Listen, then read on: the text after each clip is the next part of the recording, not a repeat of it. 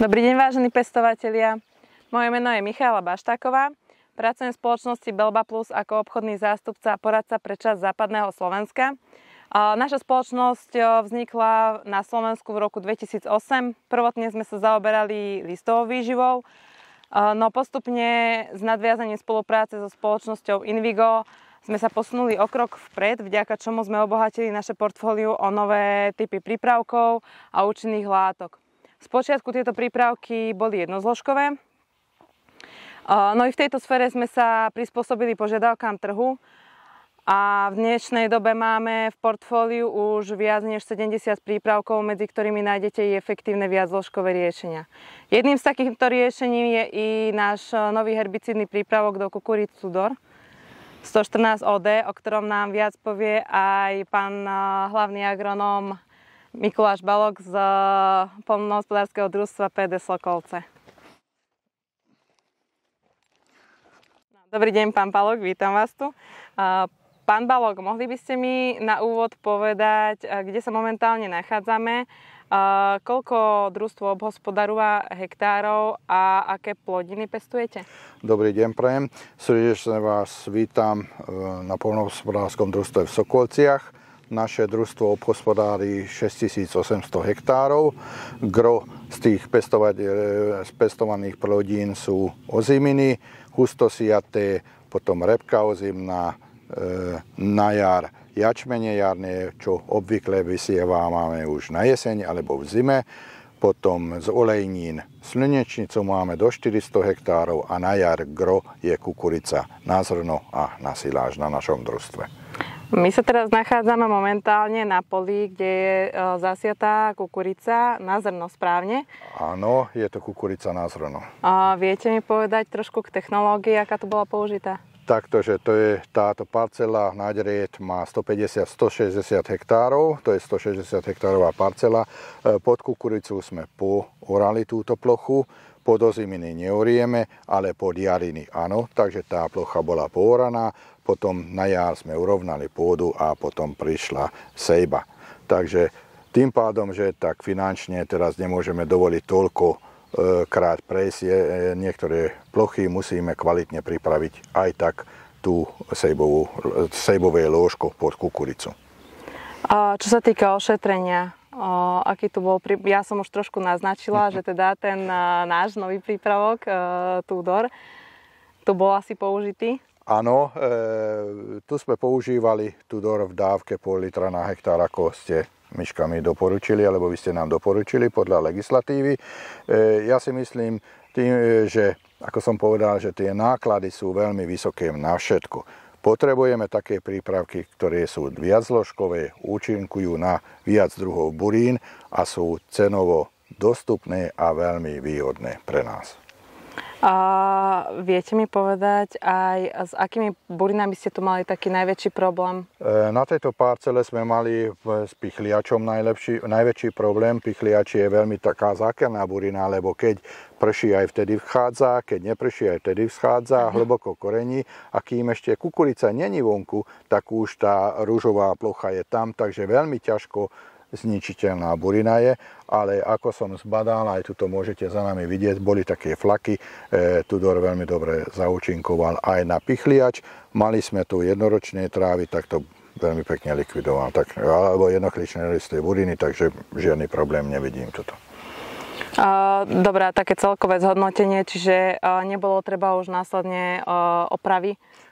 Nie, predtým sme urobili také veci, čo ja viem, 10 rokov dozadu sme používali preemergent, potom jednozložkový alebo dvojzložkový prípravok. Teraz tá doba už prešla, takže teraz už musíme mať jeden postreh, ale kvalitný, veľmi kvalitný. A to sa s tým Tudorom sa mi javí, že ten Tudor bude perfektný na to. My sa ešte spoločne presunieme na druhú plodinu, o ktorej sa budeme dneska rozprávať, a to je pšenica ozimná.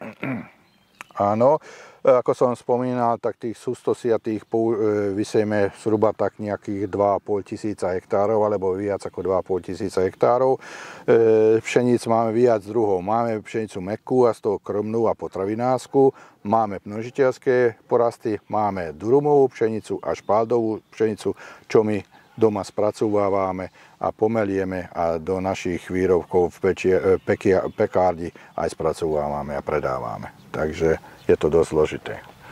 Tak, ďakujem pekne zatiaľ za rozhovor. Ďakujem aj ja. Na tejto parcele sme sa stretli z dôvodu kontroly porastu po aplikovaných ošetreniach. Na tejto pšenici bola aplikovaná aj naša novinka, viacložkový herbicíd Fundamentum 700 VG. Ako môžeme vidieť, teda pšenica máme ju už vyklasenú, ale porast vyzerá byť čistý. No ja ale odozdám slovo pánovi Balogovi, ktorý nám ku tomu ošetreniu tohto porastu povie viac. Takže to je tiež jedna veľká parcela, 226 hektárová parcela. Je rozdelená po tých 50 hektároch s tými biopásmi, ako je to predpísané podľa európskej legislatívy alebo kvázi slovenskej legislatívy. Tu máme viac druhov pšeníc. Stojíme pri množiteľskej ploche Enrico, sa to volá táto pšenica, veľmi krásna pšenica, veľmi dobre zaúčinkoval ten fungicid. Sú tu aj niektoré lapoše, odtiaľ z videa si to není vidieť. Tam sú všelijaké odolné buriny, pichliače, aj trávité, čo ten Fundamentum veľmi dobre zabral. Ja by som dodal, že k tomu sme dodali, hneď sme miešali aj fungicidnú kombináciu Bucat Class, čo vidieť na tých porastoch, že sú zdravé. Môžeme prejsť aj ostatné pšenice, ostatné odrody, že to nie je iba odrodová záležitosť, ale aj u tých ostatných odrod to vidieť, že tá fungicidná kombinácia je veľmi dobrá. A nepoviem, že je lacná, lebo v dnešnej dobe, čo je lacné, ale vo veľmi dobrej cenovej relácii je. Ešte mám takú jednu otázku, čo sa týka toho Fundamentumu. Po aplikácii Fundamentumu bolo potrebné aj nejaké ešte dočisťovanie tohto pola, alebo tých parcel, na ktoré bolo Fundamentum aplikované, alebo nebolo potrebné? Nie, používali sme iba Fundamentum a žiadne iné vstupy s herbicidom sme tam nespravili, lebo veľmi dobre nám to zaúčinkoval. Aj napriek tomu, že bolo také mokré počasie, v apríli a v máji u nás napršalo 150 mm, aj napriek tomu tie zasiahnuté alebo postriekané buriny už ostali normálne bez toho, aby už vyprodukovali nové výhonky alebo nové skorenia, aby nevedeli už sa dostať na tie pšenice. A teraz, ako vidíte, tie porasty sú 1,20 m vysoké, takže buriny už nemajú šancu vôbec. Áno. Ešte jednu otázočku mám. Čo sa týka, my sme to už tak spomenuli, že máme dosť taký ten vlahovo výdatný rok. Dokonca vy ste mi spomínali, že na jar ste mali aj nejaké tie dosť značné, teda množstvo tých parcel zaplavených. Bolo potrebné to fungicídne ošetrenie robiť viackrát ako po iné roky? Takto v tých hustosiatých u nás dosť napršalo a máme zrážky ešte s vlaňačkami, sme mali 900 hektárov pod vodou. Takže podmáčané plochy z tej takej 6800 hektárovej plochy 900 hektárov mať, to je pekné percento, keď sa to preráta na percentá. Takže niektorí z tých pšeníc, asi z tých 2,5 tisíca hektárov pšeníc nám vypadlo nejakých 150 až 180 hektárov rastlín alebo plochy kvôli tomu, že to bolo podmáčané, lebo tie rastlinky boli zničené.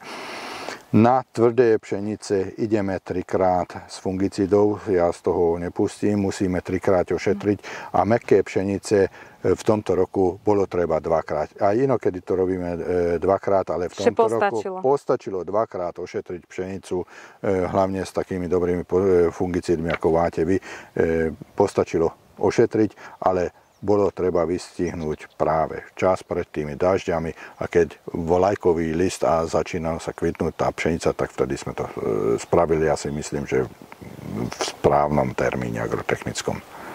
Pán Balog, ďakujem veľmi pekne za rozhovor aj za zdieľanie vašich skúseností. Teší ma vaša spokojnosť a ja vám prajem do budúcna veľa pestovateľských úspechov. Ja ďakujem aj v mojom mene, aj v mene nášho podniku, že ste nás navštívili. Ďakujem za spoluprácu, za vaše prípravky a si myslím, že dosiahneme spolu pekné výsledky. Ďakujem veľmi pekne.